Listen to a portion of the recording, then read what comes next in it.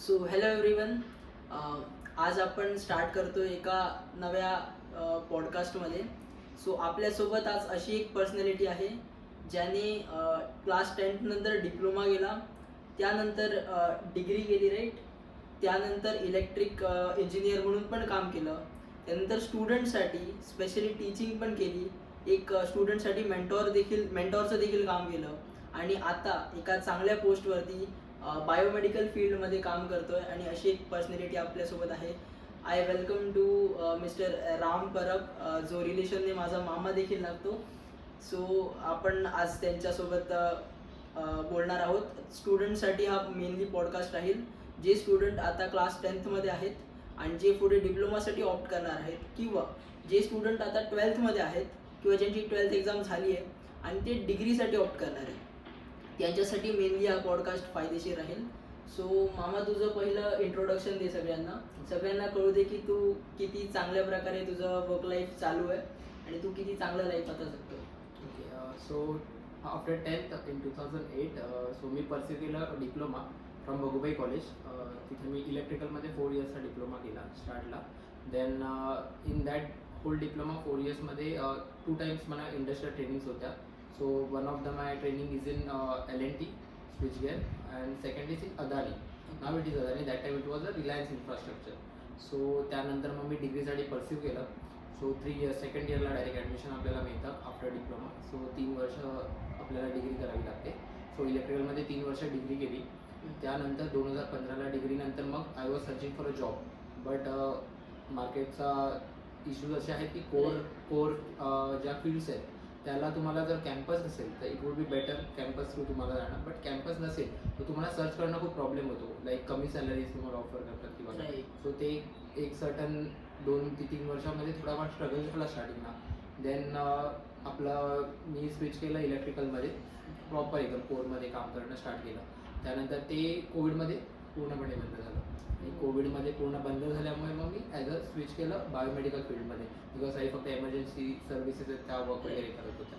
So एमर्जन्सीमध्ये असेच माझे एक फ्रेंड होते, त्यांच्यासोबत ॲज अ मशीन्स वगैरे बघायला स्टार्ट केलं. त्यानंतर त्या वगैरे बघून मला इंटरेस्ट आला. सो ॲज अ मी पूर्णपणे बायोमेडिकल्समध्ये स्विच झालो. सो आता ऑलमोस्ट 5 इयर्स झाला ॲज अ बायोमेडिकल इंजिनियर म्हणून मी काम करतो आहे. ओके. आणि एका चांगल्या पोस्टवरती देखील तू आहेस, ज्या फील्डमुळे लोकांना हेल्प देखील होते आणि तुला एक पर्सनल सॅटिस्फॅक्शन देखील मिळतं, right? Definitely. So starting with the first question, की स्टुडंट्सच्या मनामध्ये ना मामा एक डाऊट असतो की त्यांची आता 10th एक्झाम झाली किंवा होईल आता, तर त्यांना डाऊट असतो की आता डिप्लोमासाठी जावं की 12th कंप्लीट करून सायन्स फील्डकडे जाऊन नंतर डिग्रीसाठी जावं. कारण पॅरेंट्सचा पण हा क्वेश्चन असतो. मी जेव्हा 10thमध्ये होतो माझ्या मनामध्ये देखील हाच क्वेश्चन होता की कोणती गोष्ट बेटर राहील, की 10वी नंतर डिप्लोमामध्ये ऑप्ट करणं की 12th नंतर डिग्रीसाठी ऑप्ट करणं. सो या क्वेश्चनचा answer it's like a perception. आपलं पर्स्पेक्टिव्ह कसा आहे या क्वेश्चनकडे बघण्याचा. फर्स्ट ऑफ ऑल, जर कोणाला कोरमध्येच काम करायचं आहे, लाईक तुम्हाला फक्त इंजिनिअरिंगच्या बेसवर तुम्हाला जसं कोणाकोणाचं ड्रीम असतं की मला ॲज अ या पर्टिक्युलर कंपनीमध्ये काम करायचं आहे, ॲज अ इंजिनियर म्हणून काम करायचं आहे मला बेसिकली. सो तुम्ही डिप्लोमा करा, देन डिग्रीला जा. आणि डिप्लोमा करून पण जॉबच्या ऑपॉर्च्युनिटी चांगल्या आहेत, पण एक सर्टन टाईम नंतर तुमचं जे प्रमोशन्स होतात ना, दॅट टाईम काय होतं, मॅनेजमेंट विचार करते की हा डिप्लोमा पर्सन आहे, ओव्हर द पिरियड तुमच्या पाठून डिग्री करून आलेला आहे त्याला सेम सॅलरी असतो, आणि तुम्ही 4 इयर्स 5 इयर्स घालवलेले असतात डायरेक्ट डिग्री करून आलेला सेम सॅलरी, आणि वरून तो तुमचा मॅनेजर होणार ॲट सर्टन पॉईंट. सो तुम्हाला त्या गोष्टी डोक्यात ठेवायच्या आहेत. मग आयदर तुम्ही डिप्लोमा करून डिग्रीसाठी जा आणि डिग्री करून मग जॉबसाठी ऑप्ट करा. आणि कॉलेजेस असे बघा की जिथे तुम्हाला कॅम्पस बऱ्यापैकी होईल, सो तुम्हाला थोडी मेहनत करावी लागणार तिथे, तरच तुम्हाला चांगले कॉलेजेस मिळतील. पण असं नाही की डिप्लोमा करू नये, डिप्लोमा हा पण ऑप्शन चांगला आहे, बट तुम्हाला ती ब्रांच मग सिलेक्ट करताना परत बघावं लागेल की कोणती ब्रांच करायची, किंवा तुमचे काही कॉन्टॅक्ट्स असेल, स्वतःचं तुमचा काहीतरी करायचा प्लॅन असेल, तर त्याप्रमाणे तुम्हाला ते ऑप्ट करावं लागतील. आता सेकंडली, जर डायरेक्ट डिग्री करत असाल तुम्ही, सो तुमच्या डोक्यामध्ये असं असेल की मला पुढे जाऊन MBA करायचं आहे किंवा मला मास्टर्स करायचं आहे, तुम्ही 12th करा, डायरेक्ट तुम्ही डिग्री करा आणि देन ऑफर मास्टर्स करा. सो डिग्री करून मास्टर्स करायचा प्लॅन असेल, then go by 12th degree and then masters. Okay. आणि जर तुम्हाला फक्त इंजिनिअरिंगपर्यंत थांबायचं असेल, then go for diploma and then degree. So हा तुम्हाला मेजर एक तुम्हाला सॅग्रिगेशन करावं लागेल की मला पुढे जाऊन मास्टर्स करायचं आहे की काय कसं करायचं. त्यावर तुम्ही हे 2 ऑप्शन चूज करू शकता. आणि diploma most of the top कॉलेजेसमधून करा, जे ऑटोनॉमस कॉलेज आता नवीन झाली आहेत त्यांच्याकडून काही करून फायदा नाही आहे. सो बेटर आहे की कॉलेजेस निवडताना अशी निवडा की तुम्हाला काही फायदा होईल तिथून. हा एक चांगला पॉईंट आहे चूज करणं. येस, बिकॉज त्याने खूप फरक जास्त पडतो जेव्हा तुम्ही पासआउट पडता. असं भगूबाई असेल, BJT आहे, जिकडे आता जी मुंबईची फक्त मी नावं सांगते, जी कॉलेजेस मोठी मोठी आहेत तिथून पासआउट होणं आणि बाकी मग नॉर्मल कॉलेजेस हे नवीन नवीन आहेत ज्यांचे एक्सपिरियन्स नाही होत तिथून तुम्ही बाहेर पडता. तर तो एक मोठा ड्रॉबॅक होतो की तुम्हाला प्रेफरन्स नाही दिला जात. तर त्या कॉलेजेसची नावं माहिती असल्यामुळे त्यांना प्रेफरन्स चांगला मिळतो. डिप्लोमाला सॅलरी स्टार्टिंगला कमी आहेत, बट तुम्हाला नंतर हळूहळू ओव्हर द पिरियड तुम्ही जसं जसं पुढे जाल जसं जसं तुम्ही शिकाल, जसा एक्सपिरियन्स गेन कराल तसं सॅलरीज आहे. पण आफ्टर तुम्हाला स्ट्रगल आहे म्हणजे 7 to 8 इयर्स नंतर. So it would be better की तुम्ही डिग्रीसाठी परस्यू करा आफ्टर डिप्लोमा, पण कोरमध्ये काम करायचं असेल तरच, नॉट फॉर मास्टर्ससाठी झाला तुम्ही. ओके, सो बेसिकली सांगण्याचा क्रक्स एवढा आहे की जर तुम्हाला मास्टर्स करून चांगली जॉब घ्यायची असेल तर तुम्ही 12th करा, डिग्री करा, देन मास्टर्स करा. आणि जर तुम्हाला डिग्रीपर्यंतच थांबायचं आहे तर तुम्ही डिप्लोमा करून मग डिग्री करू शकता, राईट? Yes yes. ओके. आणि तर आता एक महत्त्वाचा क्वेश्चन इथे येतो की जेव्हा कंपनीज कॉलेजमध्ये येतात, जेव्हा एखाद्याची डिग्री संपते, भले तो कोणताही स्टुडंट असो, डिप्लोमाचा असो किंवा डिग्रीवाला असो, नंतर डिग्रीसाठी आलेला असो, तर तिथे कंपनीचा पर्स्पेक्टिव्ह काय असतो त्या स्टुडंटकडे बघण्याचा की हा डिप्लोमा करून आला आहे, सो याला जास्त एक्सपिरियन्स असेल, ह्याला आम्ही जास्त ऑपॉर्च्युनिटी देऊ, की कसा काय सीन असतो कंपनी जेव्हा सिलेक्ट करते तेव्हा? आता यामध्ये कसं आहे ना, एकतर स्टुडंट टू स्टुडंट डिफरन्स असतो. लाईक तुम्ही असं सगळ्या स्टुडंट्सना सेम आपण कम्पेअर करू शकत नाही. काही डिप्लोमा करून डिग्रीला येतात त्यांना कधी कधी नाही जमत, सो ते लोक तेवढे कॅपेबल नसतात.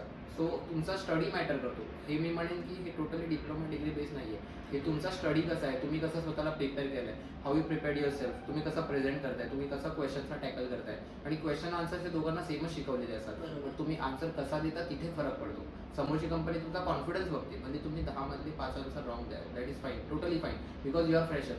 दे are not expecting someone who is having 10 years of experience. After just degree completion they are expecting की बेसिक त्याचा कॉन्फिडन्स पाहिजे बोलताना. इव्हन तुम्ही जे क्लायंट्सना हँडल कराल किंवा तुम्ही कंपनीमध्ये काम, तुमच्या कलिग्स बरोबर जे तुमचं टीम बॉन्डिंग असेल किंवा काही असेल, त्या गोष्टी बेसिक ते बघतात. आणि या म्हणजे ते लोक ट्रस्ट ठेवतात तुमच्यात की हां, या माणसाला आपण घेतल्यावर हा किती वर्ष आपल्या कंपनीमध्ये काम करेल किंवा त्यांचा टाइम वेस्ट नाही होणार. काही काही लगेच 2 महिन्यात सोडत असतो, त्यांच्यासाठी पण लॉस असतो. तर ते लोक या गोष्टी बघतात. डिप्लोमा आणि डिग्री हे तर नंतर झालं, बट तुम्हाला फर्स्ट त्याला ते बघतात तुमचा कॉन्फिडन्स, की तुमचा कॉन्फिडन्स किती आहे बोलायचा. ते लोक तुम्हाला असे क्वेश्चन विचारतात, तुम्हाला पुढे जाऊन 5 वर्षांनी तुम्ही कुठे बघता स्वतःला. सो तेव्हा तुम्हाला टॅकल करता आलं पाहिजे की तुम्हाला जे आहे तुम्ही अपफ्रंटली बोला की सर 5 yearsचा माझा अजून काय प्लॅन नाही आहे, मी 3 yearsसाठी मी प्लॅनिंग आहे की तुमच्या कंपनीमध्ये माझ्यासाठी खूप चांगली अपॉर्च्युनिटी आहे. तर दुसरी कुठची अजून चांगली अपॉर्च्युनिटी आली तर मी बट ऑब्वियस मी करणार. तो नेचरचा लॉ आहे की तुम्हाला चांगली अपॉर्च्युनिटी आली की करणार. बट 5 yearsचा ते लोक तुमच्याकडून मागताना तुम्ही स्मार्टली त्यांना आन्सर करायचं, सर तुम्ही मला चांगला हे दिला किंवा तुम्ही मला चांगलं केलं तर मी थांबेन 5 years, बट 3 yearsसाठी तर मी तुमच्यासाठी थांबू शकतो, काही मला प्रॉब्लेम नाही. सो तिथे फरक पडतो.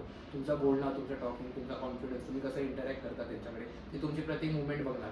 तिथे डिप्लोमा डिग्री ते लोक काही जज करणार नाही, पण तुमचा कॉन्फिडन्स. सो ती एक गोष्ट तुम्हाला लक्षात ठेवायची आहे. इथे एक चांगली इन्फॉर्मेशन आपल्याला मिळाली आहे की तुमचं कंपॅरिझन तुमच्या डिप्लोमा किंवा डिग्रीवरून नाही होते प्लेसमेंटला, तर तुमच्या स्किल बेसवरती होतं आहे किंवा तुम्ही किती चांगल्या एफिशियंटली तुम्ही स्वतःला प्रेझेंट करता त्याच्यावरती होतं. आता अजून एक क्वेश्चन येतो की जेव्हा एखादा डिप्लोमाचा स्टुडंट DSY मधून एका डिग्री कॉलेजमध्ये येतो 2nd इयरमध्ये, तेव्हा तो कॉपअप करायला त्याला जमत नाही, कारण फर्स्ट इयर डिग्रीवाले त्यांना प्रॉपर एक्सपिरियन्स असतो फर्स्ट इयरचा त्या कॉलेजचा.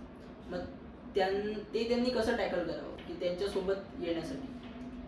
सगळ्यात फर्स्ट ऑफ ऑल माझं पण 2nd year ॲडमिशन झालेलं. सो सगळ्यात मोठा माझा ड्रॉबॅक असा होता, आमची ऑलरेडी युनिट टेस्ट झालेली होती आणि आम्ही जॉईन केलेलं, बिकॉज 3rd राऊंड होईपर्यंत ऑगस्ट येऊन जातो. सो तुमचं जे पहिला जर असतं ना ते पूर्णच तुमचा स्टडी निघून जातो. सेकंडली डिप्लोमा स्टुडंट्स मॅथ्समध्ये खूप जास्त स्ट्रगल करतात, बिकॉज 10th नंतर त्यांनी डायरेक्ट 4 वर्ष केलेलं असतं. फर्स्ट इयरला मॅथ्स असतं, 2nd 3rd इयरला ते ऑप्शनल असतं. 2nd 3rd 4th मध्ये मॅथ्स जास्त नसतं. सो ते 2nd इयरला आल्यावर M3 आणि M4 सब्जेक्ट असतात आणि ते हायली म्हणजे अप्लाइड मॅथमॅटिक्स असतात. सो तिथे थोडं स्ट्रगल होतं. मेन तर स्टडी वाईज स्ट्रगल तर तिथे होतंच, जे सब्जेक्ट समजून घ्यायला. सेकंडली काय आहे की तुमचं नवीन ठिकाणी गेल्यावर प्रत्येकाला वेळ लागतो. सो ते 2-3 महिने जाईपर्यंत तुमची सेमिस्टर येते, बट एवढा फरक नाही पडणार कारण की ऑलरेडी 4 वर्ष तुम्ही कॉलेज केलंय, त्यामुळे तुमचा कॉन्फिडन्स असतो. पण ते सब्जेक्टच्या बाबतीत जे आहे, जसं मॅथ्स झालं किंवा तुमचे जे कोर सब्जेक्ट्स असतात ना, ते 2nd इयरपासून चालू होतात. सो कोर सब्जेक्ट्सना फरक नाही पडत, बट जे हे आहेत मॅथ्स वगैरे ना, हे थोडंसं डिप्लोमा स्टुडंट्ससाठी टफ असतं for 2nd direct admission. Okay, कारण आमच्या कॉलेजमध्ये देखील ना आता स्टुडंट्स आले DSY, तर त्यांना आम्हाला जे फर्स्ट सेमिस्टरमध्ये सब्जेक्ट होते ना ते त्यांना आता एक्स्ट्रा बसून करायला लागणार आहेत या मे मंथमध्ये सुट्टीमध्ये. मग त्यांना थोडासा जास्त लोड पडतोय असं कुठं तरी वाटतंय. त्यामुळे त्यांनी कॉपअप करणं हे कॉपअपच्या दृष्टीने बघू नये तर तुम्ही किती बेटर स्किल डेव्हलपमेंट करू शकता त्या दृष्टीने बघा. ओके, थोडासा तुम्हाला एक्स्ट्रा स्टडी करावाच लागणार Right. डिग्रीला गेला. बिकॉज डिप्लोमा हे असं आहे की 4 वर्ष ते झालेलं असतं, सवय झालेली असते. अचानक तुम्ही परत सेकंड इयर पण चालू करता, थोडंसं तुम्हाला एक्स्ट्रा एफर्ट्स द्यावेच लागणार. तसं नाही करू शकत बिकॉज तुम्हाला स्टडी करणं मॅटर करतं, ते सब्जेक्ट चेंज होतात थोडे, तो आहे फरक. ओके, सो आता आपण टॉपिक थोडासा हायर लेवलकडे घेऊन जातोय की तुझ्या इलेक्ट्रिक जर्नीबाबत, इलेक्ट्रिक फील्डच्या जर्नीबाबत. तर कोर सेक्टरमध्ये तू इलेक्ट्रिक फील्डच का चूज केली? तुझ्याकडे ऑप्शन्स होते, तू IT चूज करू शकला असता, कम्प्युटर चूज करू शकला असता, इलेक्ट्रॉनिक्स किंवा टेलिकॉम चूज करू शकला असता. तू इलेक्ट्रिक फील्डकडेच का गेला? ठीक आहे, याची फनी स्टोरी आहे ॲक्च्युली. ओके, म्हणजे मी आवडेल ऐकायला. इलेक्ट्रिकलचं कसं होतं ना, माझ्या डोक्यामध्ये मला सुद्धा माहीत नव्हतं. लाईक फॅमिलीमध्ये पण कोणी इंजिनियर नव्हतं, फक्त बाबा रेल्वेमध्ये जॉबला होते. बट त्यांचे जे ऑफिसर्स होते they are diploma holders in electrical. त्यांनी असं मोठी एक आपली जी ड्रॉइंगची शीट असते ना तशी शीट ठेवलेली, त्याच्यावर त्यांनी हर एक स्ट्रीम अशा लिहिलेल्या आणि त्याच्या खाली 1 2 3 4 असे नंबर टाकलेले होते. मग त्या सीट्स होत्या आणि जेवढे ऑक्युपाय व्हायच्या तेवढे ते क्रॉस करायचे. सो मी त्यांच्यासमोर गेलो, त्यांनी मला विचारलं तुला कशात ॲडमिशन पाहिजे. तर मी त्यांना असं विचारलं की काय आहे तुमच्याकडे. आय वॉज नॉट अवेअर, कोणी असं गायडन्सवालं नव्हतं किंवा काहीच नाही.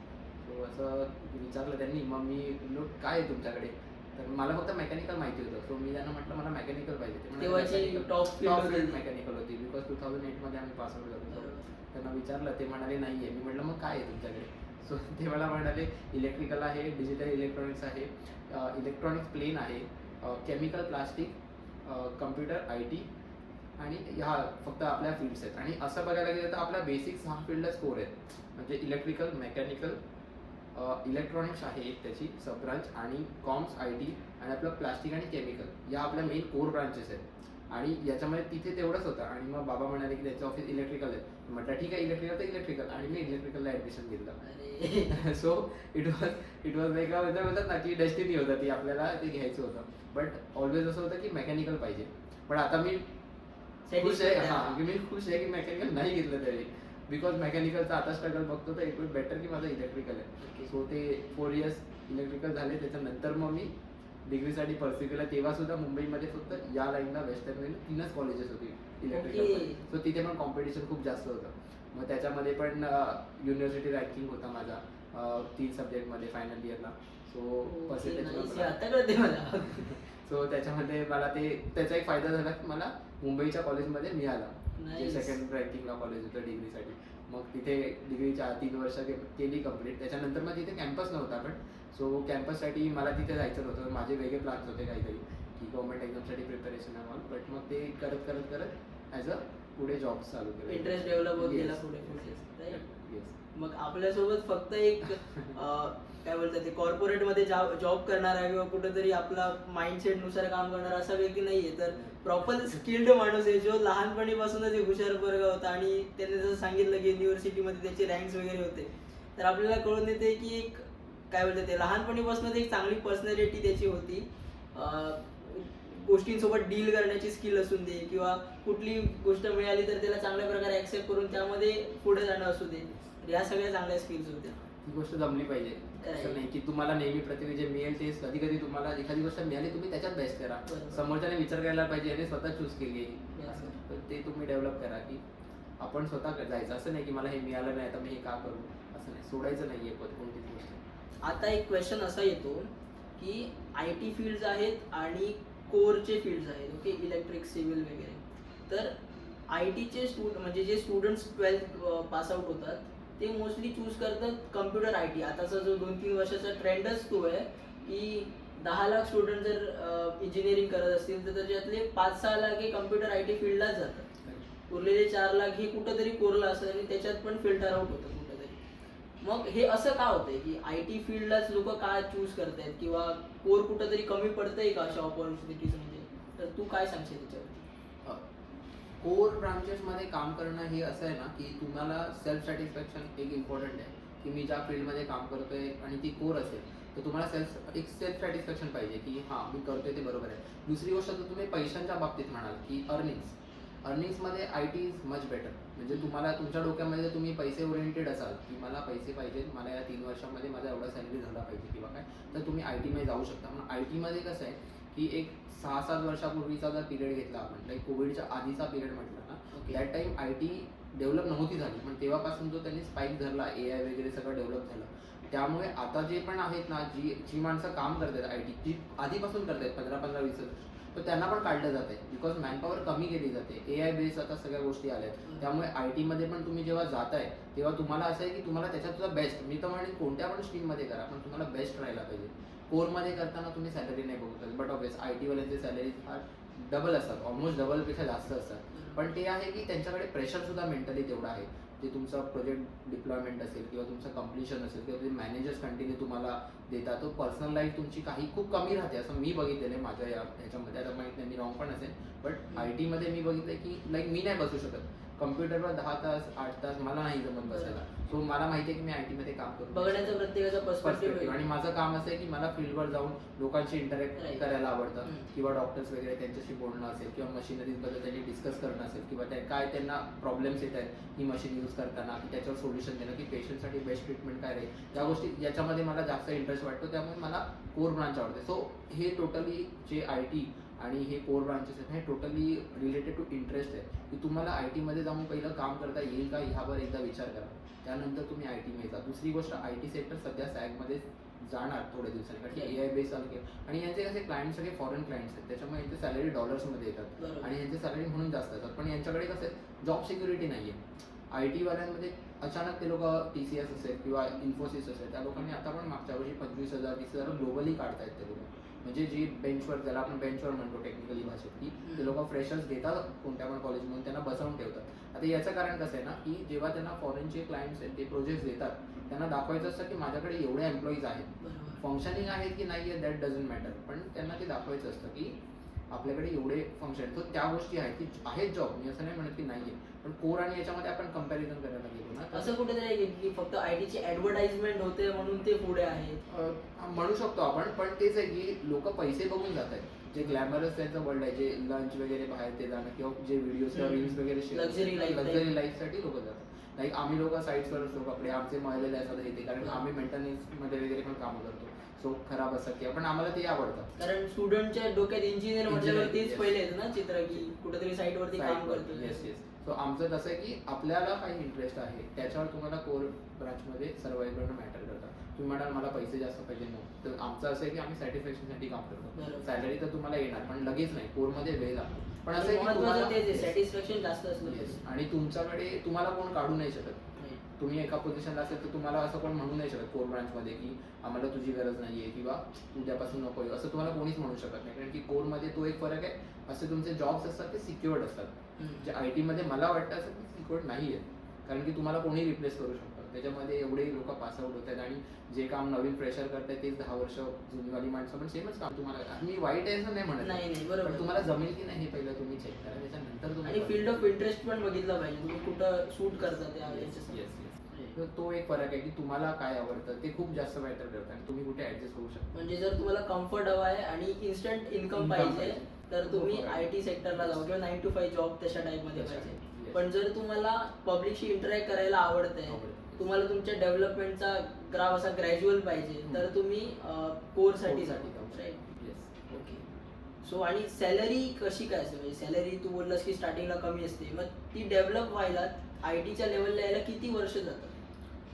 तर आता कोरमध्ये सॅलरीज आहेत ना, ते तुमचं कसं आहे, ॲज पर डिग्री तुम्ही पासआउट जेव्हा होता, काही कंपनी ज्या स्टार्टअप्स आहेत किंवा छोट्या कंपनीज आहेत ना, त्या तुम्हाला 20,000 पर्यंत इन हँड वगैरे ऑफर करतात ॲज अ स्टार्ट. आणि जर तुम्ही एखादी MNC बघाल किंवा काय, तर ते 35,000 पर्यंत तुम्हाला स्टार्ट देतात ॲज अ कोर इंजिनियर म्हणून. त्यानंतर तुम्ही जसं जसं डेव्हलप करणार 2 इयर्स, आणि कसं ॲव्हरेज तुमचा एवढा पाहिजे की 3 to 3.5 असेल, 3 to 4 इयर्स तुम्हाला एका कंपनीमध्ये राहायचं आहे कोर. एकदा तुम्ही त्याच्यामध्ये गेलात तुमचे कॉन्टॅक्ट्स ऑटोमॅटिकली बनतात.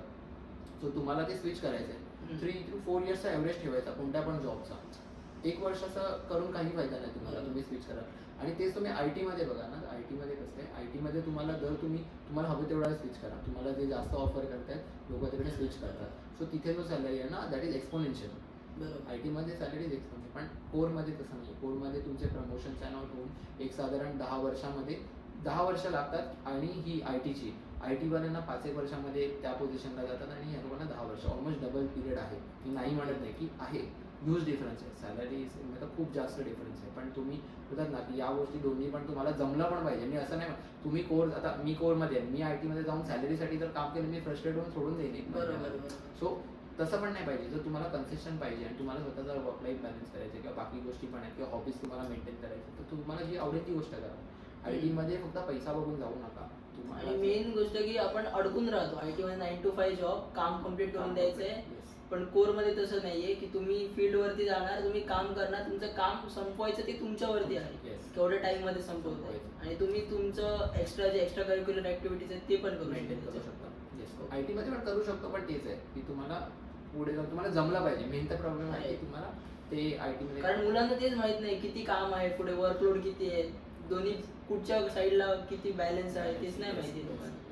बरोबर. नेक्स्ट क्वेश्चन हा आहे की एखादा फ्रेशर आता नवीन कोर ह्याच्यामध्ये, समज इलेक्ट्रिक फील्ड ह्याच्यामध्ये तो जॉईन झालाय, तर त्याच्यावरती वर्कलोड कसा दिला जातो? कारण आय टीमध्ये डायरेक्टली असं अज्युम केलं जातं की तुम्हाला गोष्टी येत आहेत, कोडिंग वगैरे येत आहे, त्यामुळे तुम्हाला डायरेक्टच काम दिलं जातं जे ॲक्च्युअल एम्प्लॉईला दिलं जातं. पण ॲज अ फ्रेशर कोरमध्ये कशा प्रकारे त्यांना काम दिलं जातं, आणि केवढी सॅलरी अमाऊंट, तू सॅलरी सांगितली, पण काम कशा प्रकारे करून घेतलं जातं त्यांच्याकडून? स्टार्टिंगचं नॉर्मली कोर फील्डमध्ये तुम्हाला डायरेक्टली काम दिलं जात नाही.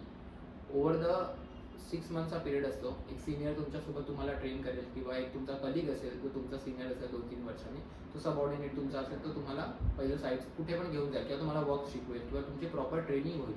फर्स्ट 6 महिन्यामध्ये तुमची ट्रेनिंग झाल्यावर कोर ब्रांचेसमध्ये तुम्हाला इंडिव्हिज्युअली काही प्रोजेक्ट्स दिले जातात, किंवा इंडिव्हिज्युअली तुम्हाला हँडल करायला गोष्टी दिल्या जातात.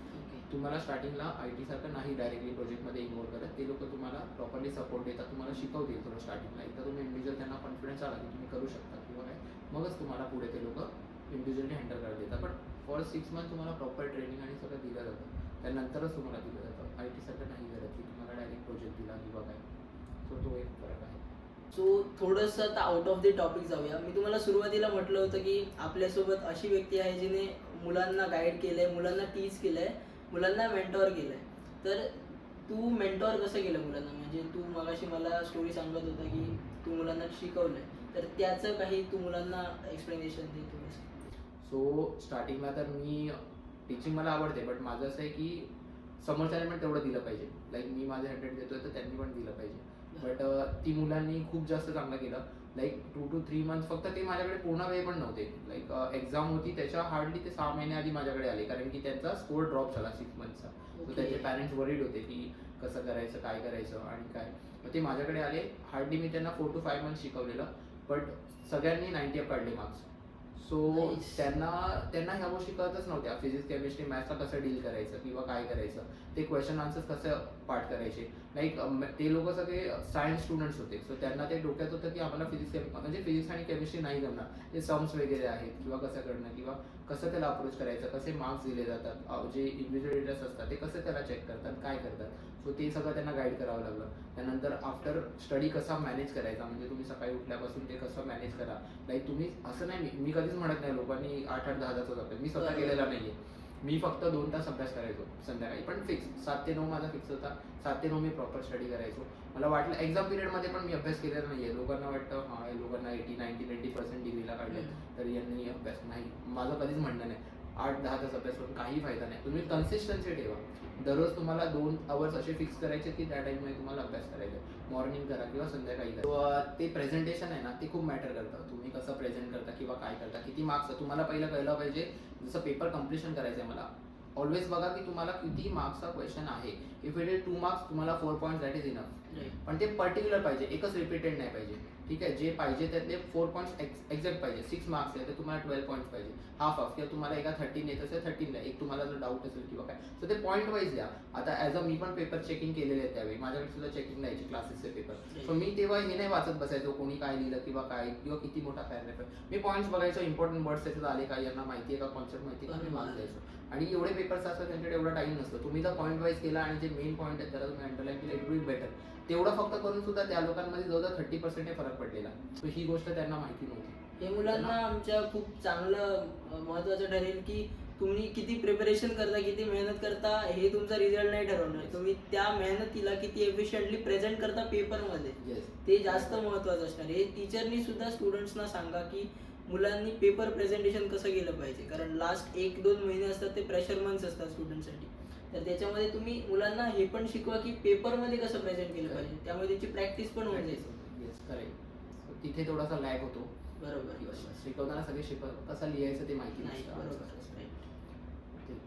आपण पुढे तो टॉपिक घेऊया की तुझी जी ह्याची स्विच केलं ती. ठीक आहे, चालेल. सो आता एक आपल्याकडे अशी देखील मामाची स्टोरी आहे की त्याने इलेक्ट्रिक फील्डमधून तर ग्रॅज्युएशन केलं आहे, बट तो आता काम करतोय बायोमेडिकल फील्डमध्ये. सो त्यांनी हे स्विच का केलं आणि कसं केलं आणि तो आता आपल्या लाईफमध्ये कसं बेटर करतोय, एकदा तू आमच्या पूर्ण ऑडियन्सला सांग. सो ॲज अ इंजिनियर म्हणून मी जेव्हा पासआउट झालो त्याच्यानंतर मग कोर ब्रांचमध्ये जसं मी म्हटलं की स्टार्टिंगला जॉब शोधायला स्ट्रगल होतं. सो ते जॉब्स वगैरे सॅलरीज कमी असल्यामुळे स्टार्टिंगला आम्ही स्टार्ट केलेला जॉब. मग ते ॲज अ कोरमध्ये केलं. पण 2020मध्ये कोविड आला. सो कोविडमध्ये पूर्णपणे सगळं बंद. आम्ही कुठेच जॉब ऑलमोस्ट सगळंच बंद होतं. 6-7 महिने आम्ही पण मजा केली, पबजी वगैरे खेळलो. वाटलं की 5-6 महिने होईल, त्यानंतर चालू आहे. सो मजा चालू होती. सगळ्यांनी नेटचे रिचार्ज करून फोनमध्ये पबजी खेळ. आणि एक 6 महिने झाले त्यानंतर असं वाटलं की नाही, आता काहीतरी करावं लागेल आपल्याला, कारण की हे नाही होणार लवकर नीट. सो असंच एक फ्रेंडच्या फ्रेंड थ्रू असं मला कळलं की त्यांनी बोलवलं की आपल्या मशिनरीज असतात ज्या की एक्सरेसाठी यूज होतात, जे आपले एक्सरे असतात, चेस्ट एक्सरे, पूर्ण बॉडी एक्सरे असतात त्याच्यासाठी. आणि ज्या ऑर्थोपेडिक्सच्या केसेस होतात त्याच्यामध्ये एक सियामची मशीन यूज केली जाते. म्हणजे तुम्हाला ऑपरेशन करताना ते प्रॉपरली रॉड वगैरे बसलाय का, तुमचे जॉईंट्स प्रॉपर बसले का, हे एक्सरे थ्रू बघावं लागतं, कारण की फक्त ते तेवढाच पोर्शन ओपन करून बघतात जे डॉक्टर्स असतात ते. सो त्या मशिनरीज आहेत त्या पूर्ण ऑल ओव्हर इथे मुंबईमध्ये इन्स्टॉल्ड होत्या. त्यांचा मेंटेनन्स प्लस त्यांचे इश्यू, ब्रेकडाऊन्स वगैरे, आम्हाला काही इन्स्टॉलेशन्स वगैरे नवीन हे सगळं बघायचं त्याच्याकडे डीलरशिप होती. सो त्याने मला म्हटलं की तू तिथे जॉईन हो म्हणून.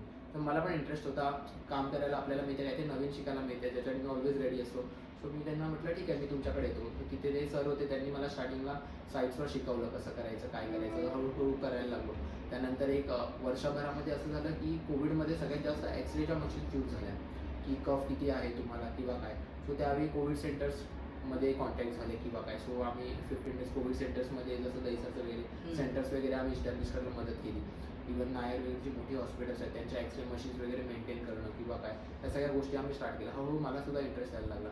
आणि एक गोष्ट मी बघितली की डॉक्टर्स करतात, no doubt, they are doing very very well. म्हणजे असं असतं की ते प्रॉपर करतात, बट विदाऊट दिस मशिनरीज ते काहीच करू शकत नाही. लाईक एक समोर माणूस आला तर त्याला मी टॅबलेट देतोय, बट त्याला किती कफ आहे हे मला मशीनच सांगणार आहे, किंवा त्याला चेस्टमध्ये किती इन्फेक्शन आहे हे विदाऊट मशिनरीज डॉक्टर एक प्रेडिक्ट करू शकतात. ती त्यांची स्किल आहे ऑपरेट करणं किंवा काही करणं. पण without machineries doctor are like 50% efficient. पण जेव्हा त्यांना ते मशिनरीचा सपोर्ट मिळतो दॅट टाइम ते 100% एफिशियंट होतात with the help of machine. So ही गोष्ट मी खूप ऑब्झर्व केली की डॉक्टर्सना मशिनरीची खूप जास्त या गरज लागते. सो तेव्हा एक इंटरेस्ट आला की हां, ॲज अ बायोमेडिकल इंजिनियर म्हणून, की अच्छा ही पण अशी एक फील्ड असे आपल्याला माहिती नव्हतं की इंजिनियर्स. मग ते झालं. त्यानंतर मग कार्डियक मशीन्सवर काम केलं मी 3.5 वर्ष. सो तिथे असं होतं की ज्या एन्जिओप्लास्टी एन्जिओग्राफीज होतात आणि ज्या न्यूरोच्या केस होतात, जसं ब्रेनमध्ये कोणी पॅरलाइज झालं किंवा ब्रेनमध्ये एक गाठ झाली तर ती त्या मशीनवर दिसते. ती आपण डायरेक्ट कसं 2 प्रकारे ऑपरेशन्स होतात याचे. एक इन्व्हेजिव्ह असतात, म्हणजे जे कट करून खोलून ते लोक ऑपरेट करतात, आणि नॉन इन्व्हेजिव्ह असते. नॉन इन्व्हेजिव्हमध्ये या मशिनरीज खूप जास्त मॅटर करतात. तुमच्या हाताच्या नसेतून ते एक गाईड वायर टाकून ते त्या ब्लॉकपर्यंत पोहोचतात आणि तो ब्लॉक तिथून काढला जातो. इथून ते हृदयापर्यंत पोहोचतात, तसंच मेंदूपर्यंत पोहोचून ते त्या गाठला ते रिमूव्ह करतात किंवा त्या गाठला तिथे कॉइलिंग करतात. ब्रेनमध्ये करतात तर त्याला कॉइलिंग म्हणतात. आणि जे अँजिओप्लास्टी असते ते हार्टमध्ये केली जाते, चालू हृदयावर असते. सो ते खूप क्रिटिकल असतं. जे डॉक्टर्स करतात ते तर खूप जास्त हायली स्किल्ड असतात. सो ही नॉन इन्व्हेजिव्ह टेक्निक झाली की मिनिमल इन्व्हेजिव्हमध्ये पेशंट 3 दिवसात बरा होतो. आणि जेव्हा ते खूप जास्त असतं तेव्हा इन्व्हेजिव्ह, जेव्हा ते कट करून वगैरे होतं. ह्या गोष्टींमध्ये मला सुद्धा इंटरेस्ट यायला लागला हळूहळू बघून. आणि जे इंजिनियर्सच्या मशिनरीजच्या त्या वर्किंगशिवाय काहीच करू शकत नाही. म्हणजे जेव्हा मशीन बंद पडते तेव्हा डॉक्टरांना सगळ्यात पहिले आम्हीच आठवतो की कुठे, लगेच पहिला फोन आम्हाला असतो. सो आम्ही पण त्या प्रेशरमध्ये हळूहळू काम करून शिकलो की कसं प्रेशरमध्ये काम करावं किंवा काय. आणि जे आपले इंजिनिअरिंग स्किल्स आहेत ते आपल्याला युटिलाइज करता येतात जेव्हा तुम्ही एकदम टेक्निकलमध्ये स्ट्रॉंग असता. की तुम्हाला व्हिडिओ कॉलवर कळतं की या मशीनमध्ये काय प्रॉब्लेम आहे. तुम्ही जेव्हा सोल्युशन देता तर समोरचं ते तुम्हाला रिस्पेक्ट करतात की आज एक माणसाचा जीव वाचला आपल्यामुळे करा. तेव्हा जे सॅटिस्फॅक्शन असतं ते खूप जास्त स्वतः कसं खूप चांगलं वाटतं. त्यावेळी तुम्ही सॅलरी नाही बघणार, त्यावेळी तुम्ही बघणार की हा की आपल्यामुळे कोणाचा जीव असेल. असं 3 वर्षामध्ये मी 40 मशीन मुंबईमध्ये लावल्या, मुंबई आणि कोकणमध्ये. सो ऑलमोस्ट त्या मशीन्सवर दिवसाला पकडलं तरी पण एक 5 ते 7 केस नॉर्मल होतात. आणि ज्या गव्हर्नमेंटच्या ह्याच्यामध्ये आहेत त्या 5 मशीन मी लावल्या, तिथे दिवसाला कमीत कमी 20 ते 25 केस होतात. म्हणजे एक सॅटिस्फॅक्शन असतं की 40 मधले आपण 5 जरी पकडले तरी 5 म्हणजे 200 माणसं ट्रीट होत आहेत. म्हणजे तू फक्त स्वतःसाठीच नाही काम करत आहे, तर तू लोकांचे जीव देखील वाचवण्याचं एक मोठं काम करतो. दिवसाला 200 पेशंट ट्रीट होतात. सो आपल्याला ती सॅटिस्फॅक्शन असते 200 पेशंट एक ब्लेसिंग असतं आपल्याला की हा चला वाचतो, किंवा आपल्याला एक म्हणजे ते आपल्याला सॅटिस्फॅक्शन. म्हणजे फक्त स्वतःसाठी काम नाही करत, दुसऱ्यासाठी देखील आपण काम करतो. ती अशी एक फील्ड आहे जी मला नंतर इंटरेस्ट आला, मी पूर्णपणे स्विच झालो. आता एक रिसेंटली 2 महिन्यापूर्वी सुद्धा मी आता जॉब चेंज केला. आता मी कॅन्सर पेशंटसाठी जी मशीन्स यूज केली जाते ज्याला रेडिओथेरपी म्हणतात, आफ्टर केमो दिलं जातं. म्हणजे ऑपरेट करून आफ्टर केमोथेरपी झाली त्यानंतर मग रेडिएशन दिलं जातं पेशंट्सना की ते परत तिथे येऊ नये, किंवा एखादा जर कॅन्सर फर्स्ट स्टेज सेकंड स्टेजला असेल तर तो रेडिएशनने ते लोक त्याला जळून टाकतात. सो त्या मशीन्स आहेत, त्यावर आता मी 2 महिने झाले काम करतोय. सो आता त्यात पण मला थोडाफार इंटरेस्ट आला तर मी ते कंटिन्यू करतोय. आता बघू किती वर्ष ते कंटिन्यू करून पुढे कोणत्या ब्रांचमध्ये शिफ्ट करतायत.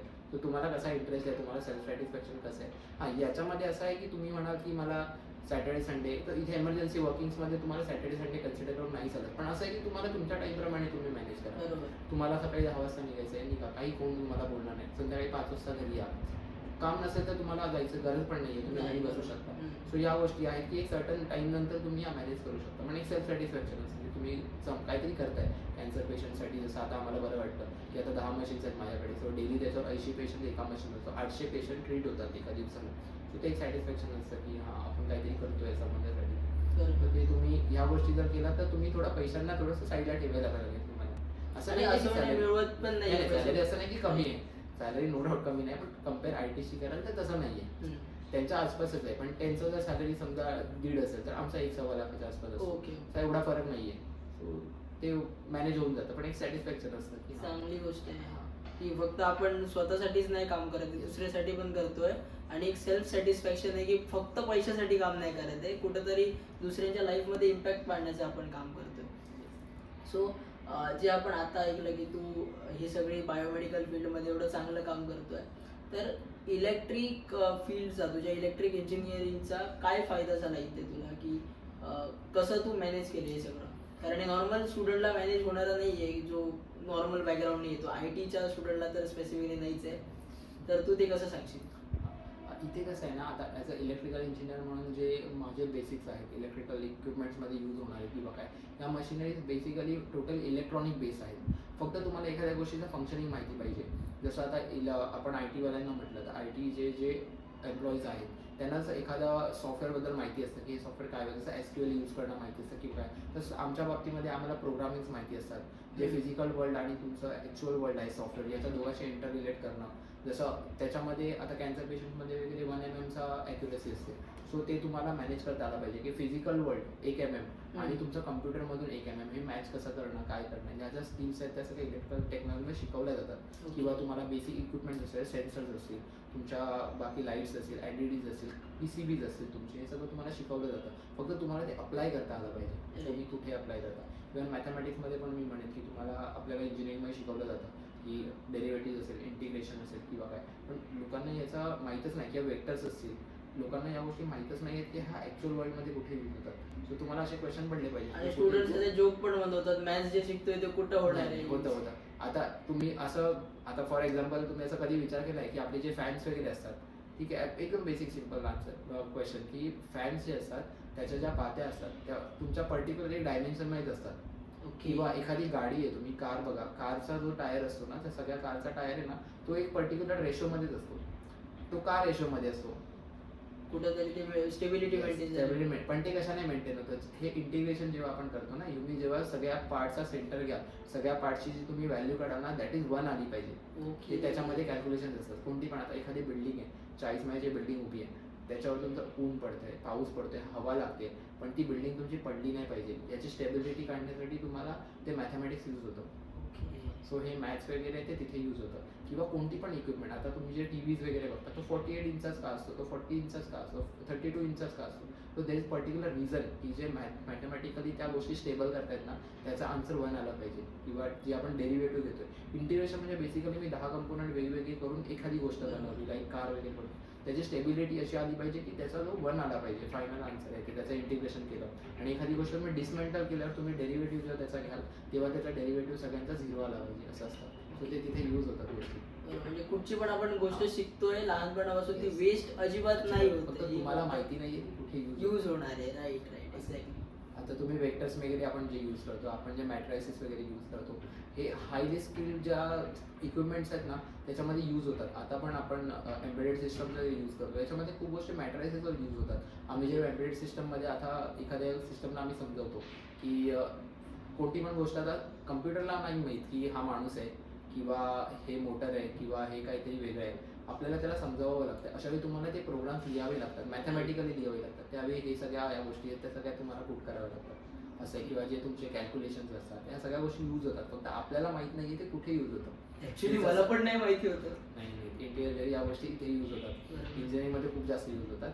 एखाद्या रूमचा आयसो सेंटर असेल, मला म्हटलं आयसो सेंटर काढायचं असेल मला, तर त्याचा आयसो सेंटर काढण्यासाठी मला सगळ्या साईडने त्याचा एक पॉईंट क्रिएट करावा लागतो, ज्याला आपण वेक्टर्स आपण जे यूज करतो ना वेक्टर्स, ते वेक्टर्स तिथे यूज होतात. हर एक डायरेक्शन मध्ये तो वेक्टर घेऊन एक सेंटरला पॉईंटला आला पाहिजे.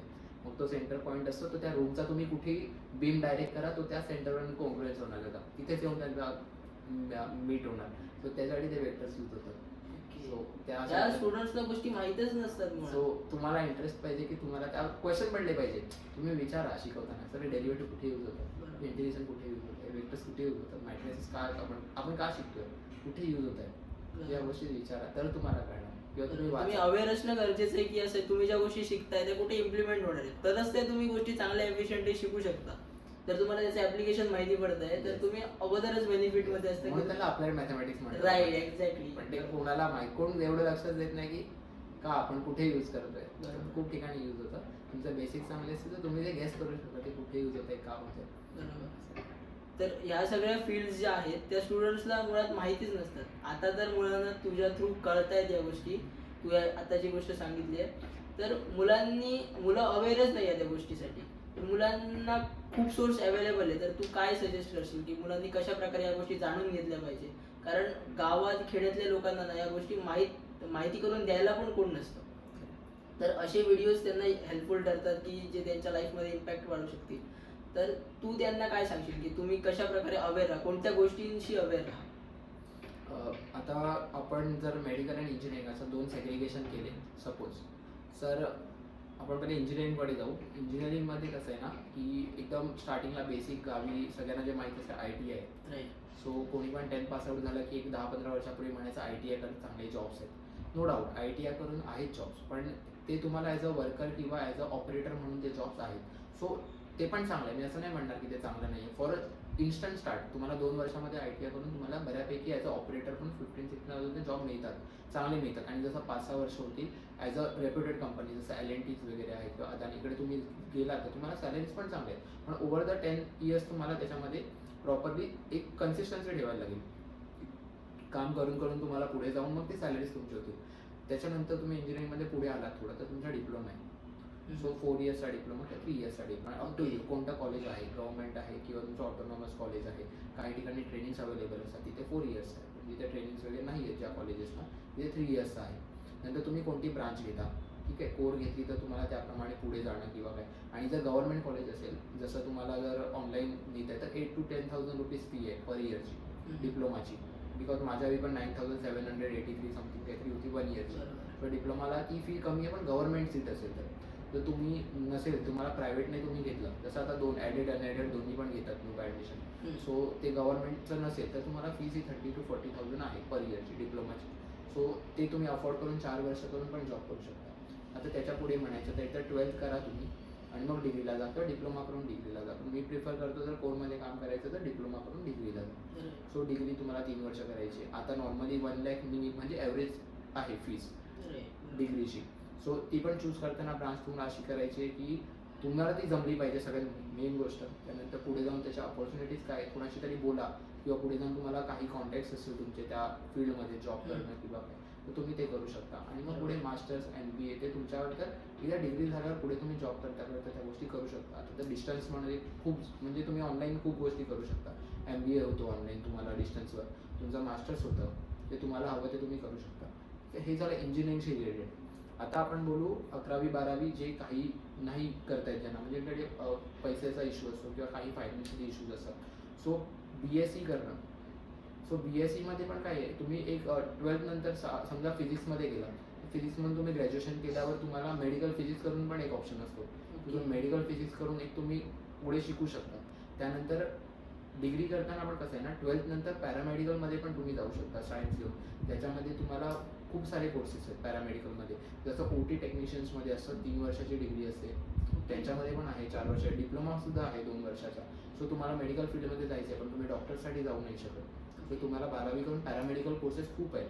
आता तुम्हाला जर कोणाला रक्ताची भीती वाटत असेल किंवा जी चीरफाड करतात सो त्याची भीती वाटत असेल, तर तुम्ही टेक्निशियन म्हणून पण जाऊ शकता. पण तुम्हाला मेडिकल फील्डमध्ये जायचं आहे तर तुम्ही टेक्निशियन म्हणून जा. जशा मशिनरीची मी नावं घेतली जी कॅन्सर पेशंटसाठी यूज होतात किंवा ज्या कार्डियक पेशंटसाठी, हे चालवायला पण एक टेक्निशियन असतात, हे प्रॉपरली डिग्री होल्डर्स असतात. सो ह्यांची पण 3 वर्षाची डिग्री असते आफ्टर 12th, 4 इयर्सची डिग्री असते आणि 2 इयर्सचा डिप्लोमा असतो यांच्यासुद्धा. सो तुम्ही तिथे पण परस्यू करू शकता. खूप सारे जे मेडिकल कॉलेजेस आहेत त्यांच्यामध्ये हे सगळे कोर्सेस आहेत अवेलेबल. सो तुम्ही ते ऑनलाईन सर्च करून पण तुम्ही तिथे ॲडमिशन घेऊ शकता. दुसरी गोष्ट, जर तुम्ही प्लेन फिजिक्स करताय किंवा केमिस्ट्री करताय, तर केमिस्ट्रीसाठी तर चांगले चांगले जॉब्स आहेत. लाईक अजंता वगैरे ज्या फार्मा कंपनीज आहेत मोठ्या मोठ्या, ते प्रिफर करतात, पण ते BSc केमिस्ट्री नाही करत, ते MSc केमिस्ट्री प्रिफर करतात. सो जर तुम्ही BSc केमिस्ट्री करताय तर it is mandatory for you to pursue for MSc. MScमध्ये तुम्ही केमिस्ट्रीमध्ये करा आणि मग तुम्हाला चांगल्यापैकी QA QC R&D मध्ये जॉब्स वगैरे तुम्हाला चांगल्या ऑपॉर्च्युनिटीज आहेत, पण फॉर आफ्टर MSc ओनली. आणि फिजिक्समध्ये तुम्ही जर ग्रॅज्युएशन केलं तर तुम्हाला पुढे जाऊन 2 वर्षाचं मेडिकल फिजिक्समध्ये करा, तुम्हाला चांगले जॉब्स आहेत. लाईक RS वगैरे रेडिओ सेफ्टी ऑफिसर्स वगैरे असतात किंवा जे मेडिकल फिजिसिस्ट असतात, जे प्रत्येक हॉस्पिटलला एक मेडिकल फिजिसिस्ट लागतो, जे प्लॅनिंग्स असतात पेशंटचे वगैरे करणं, हे मेडिकल फिजिक्स. ह्या फील्ड्स कोणाला माहिती नाहीत कारण कोणी त्याच्यामध्ये अवेअरनेस नाही.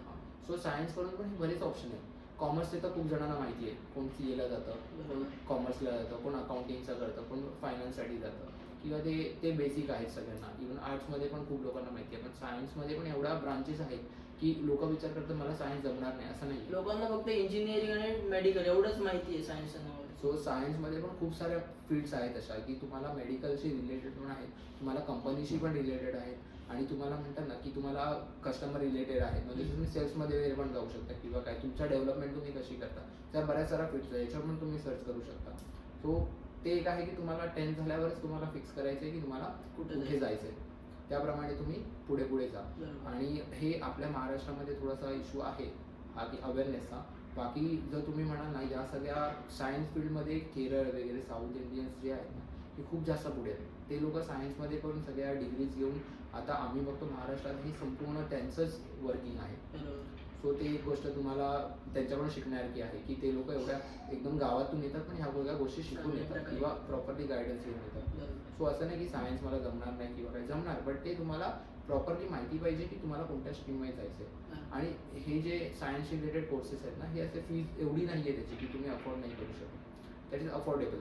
आता नॉर्मली कोणत्या पण घराचं मिनिमम अर्निंग इज 20-25,000 आहे. तुम्ही कोणता पण घर घ्या, कोणी आई वडील जॉब करत असेल, एकदम नॉर्मली जॉब केला तर 30,000 is the minimum earning. So त्याच्यामध्ये ते जॉब्स होऊ शकतात.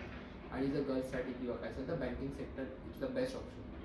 आफ्टर इंजिनिअरिंग ऑल्सो खूप झालं, जसं मी मगाशी म्हटलं की इन्फॉर्मेशन सिक्युरिटीज वगैरे आहेत, किंवा तुम्ही एखाद्या बँकचं ऑडिटर्स म्हणून बनता, किंवा कॉमर्समधून तुम्ही पास आउट होताय, तुम्ही MBA करा अकाउंट्समध्ये आणि एखाद्या बँकला तुम्ही ऑडिटर म्हणून जॉईन व्हा, किंवा तुम्ही फायनान्समध्ये करतात एखाद्या बँकेला तुम्ही ॲडवायझर म्हणून जॉईन व्हा. सो गर्ल्ससाठी हे ऑडिटर्सचे जॉब हे खूप चांगले आहेत, किंवा बँकिंग सेक्टरचे जॉब हे खूप चांगले आहेत. सो एखाद्या गर्ल्ससाठी कधी कोण असेल तर त्यांचे ते अफोर्डेबल कोर्सेस आहेत की तुम्हाला शिकायचं, ग्रॅज्युएशन करायचं आहे, MBA करायचं and you go for auditor.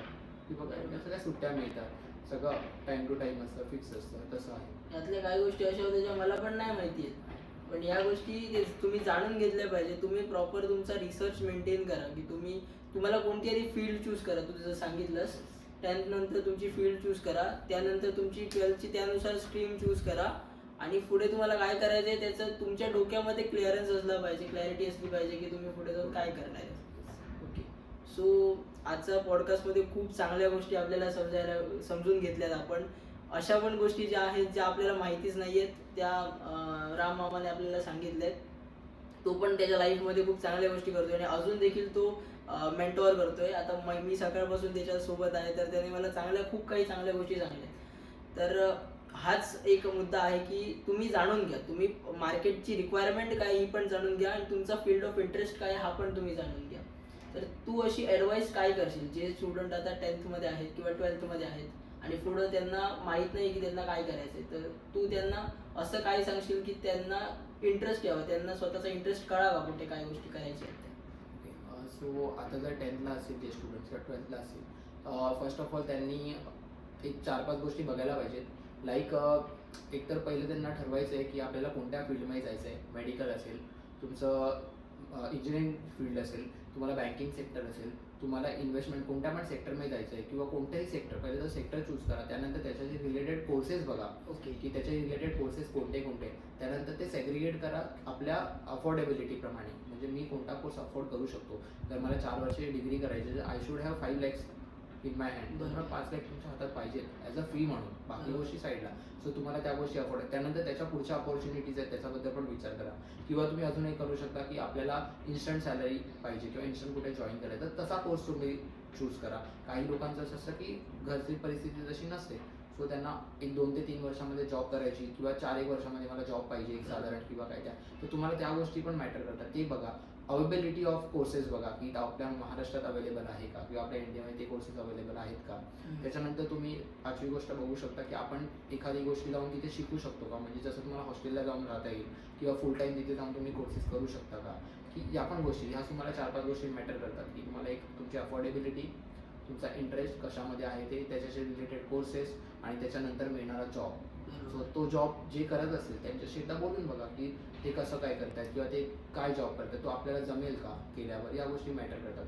हे करून तुम्ही पुढे गेला तर तुमच्यासाठी खूप सोयीस्कर पडेल. आमच्या वेळी असं करणार कोण नव्हतं आम्हाला. तुमच्याकडे मेंटॉर्स अवेलेबल आहेत, तुम्ही फक्त त्यांना अप्रोच करा तुमच्या स्वतःच्या डेव्हलपमेंटसाठी. बरोबर. ओके. सो आजचा हा पॉडकास्ट खूप चांगला झाला आहे. आपल्याला व्हॅल्युएबल इन्साइट्स प्रसाद मामाने दिलेत, राम मामाने दिलेत. त्याचं दुसरं नाव आहे प्रसाद. तर खूप चांगला पॉडकास्ट झाला आहे. आपल्याला खूप चांगली देखील माहिती मिळाली आहे. सो मी आजच्या त्याच्या व्हॅल्युएबल टाईम तो ज्याने दिला आहे, त्याने व्हॅल्युएबल एफर्ट्स त्याचे जे आहेत तुमच्यासाठी, त्याच्यासाठी मी तुमच्या सगळ्यांकडून त्याचे खूप खूप खूप आभार मानतो. आणि अशीच मेहनत, अशीच मुलांसाठी काम करण्याची इच्छा अशीच तुझी पुढे राहावी आणि तू असंच आम्हाला गाईड करत राहावं अशी एक इच्छा व्यक्त करतो. And thank you so much for being here. Thank you so much.